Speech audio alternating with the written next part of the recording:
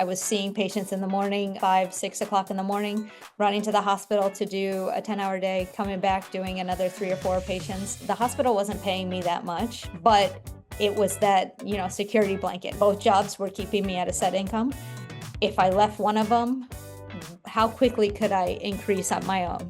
That was my fear. Lo and behold, it happened within like 2 weeks. If it didn't work out at the beginning of 2025, then that was it.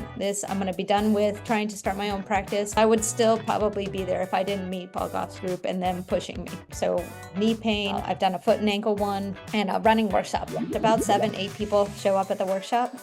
Everybody moves on in some manner. The first workshop, I had 5 people sign on, doing an eval before the workshop. 4 of them bought a plan of cares. And then after the workshop, I had another 3 sign up with a plan of care. It's at least 36,000 right now. I wasn't ready. I don't have the perfect presentation. I don't have the perfect venue. I don't have the perfect topic that we're going to talk about.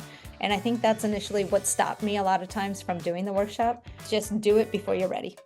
Okay, because you're never going to be 100% ready. The main thing was just having people in the back to help you out, and basically having Paul Gough help with the team, help with the marketing and the media part, the social media, getting the ads out there, monitoring that where I don't have to think about that.